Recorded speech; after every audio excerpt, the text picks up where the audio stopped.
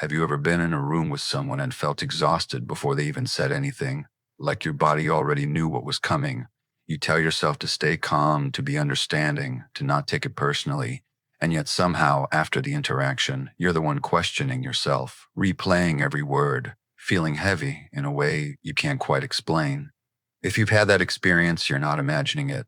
And by the end of this video, you'll understand exactly how empaths handle toxic people, why it feels so confusing, and what to do instead without losing your softness or your self-respect.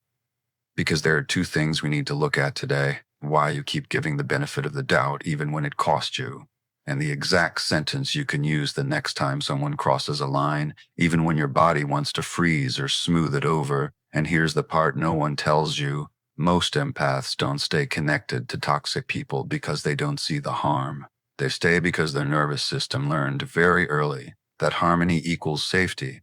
You learn to read moods, to sense shifts, to adapt quickly, not as a personality trait, but as a way to stay connected. And when connection feels like survival, walking away can feel terrifying, even when staying hurts. So when you encounter someone who is dismissive, emotionally unpredictable, subtly critical, or draining, your body doesn't immediately register danger. It registers responsibility. Fix this, understand them better, be calmer, be kinder, and you call that empathy.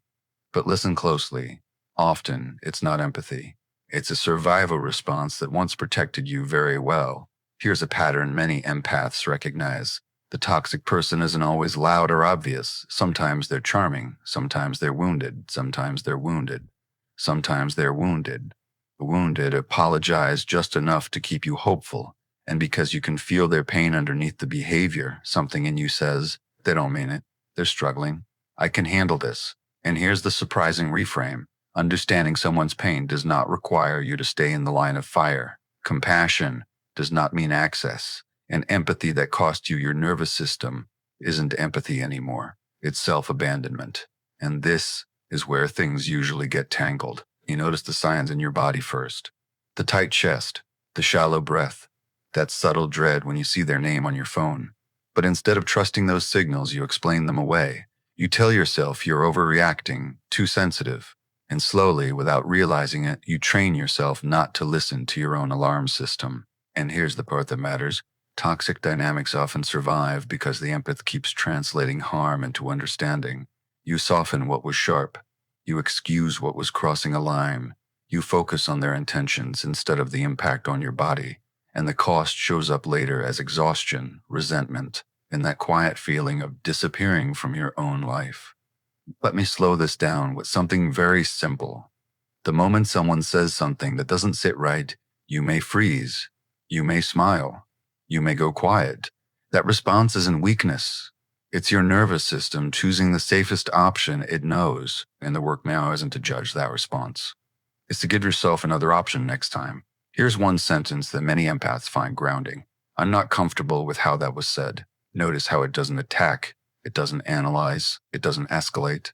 It simply names your experience. And if your body reacts with anxiety when you imagine saying it, that doesn't mean you shouldn't. It means you're touching an old pattern that's ready to shift. And here's where this goes deeper. Many empaths think the goal is to handle toxic people better, to stay calmer, more regulated, more evolved. But listen carefully. The goal isn't to tolerate toxicity with grace. The goal is to recognize when your system is signaling, this isn't safe for me, and to trust that signal before you talk yourself out of it. In the next part, I'll show you a simple 1-minute reset you can use after interacting with a toxic person so their energy doesn't stay in your body all day. We'll also look at how to tell the difference between someone having a hard moment and someone who consistently harms your nervous system. And I'll share another sentence that quietly changes the dynamic without turning you into someone you're not. Before we go any further, I want you to notice something gently. Even listening to this, you may feel a familiar pull to understand the toxic person better, to see their side, to soften what you're feeling. That instinct runs deep, and it makes sense. But this is where empaths begin to change the pattern, not by becoming harder, but by becoming more honest with their own bodies. Let's talk about how to tell the difference between someone having a difficult moment and someone who was consistently harmful to your nervous system. A person having a hard moment can usually hear feedback, even if it's uncomfortable. They may pause, reflect, repair. A toxic pattern, on the other hand, leaves you feeling smaller over time, confused, on edge. You keep adjusting, and nothing actually changes. And listen closely to this part.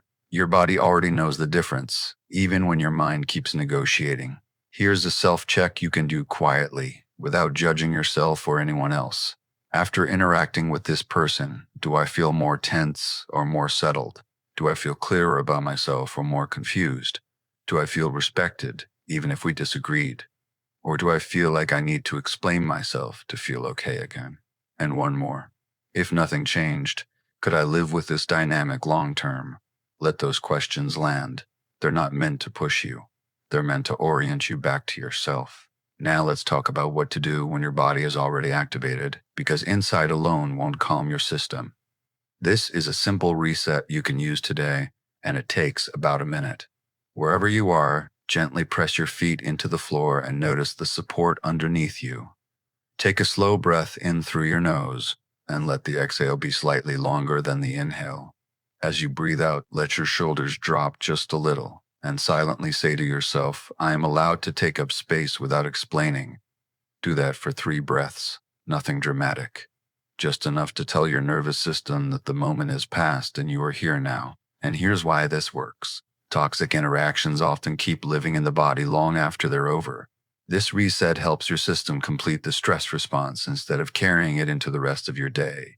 You're not clearing their energy, you're reclaiming yours. And when your body feels even a little more grounded, your boundaries become steadier, not forced. This is where another sentence becomes useful, especially with people who push or test you.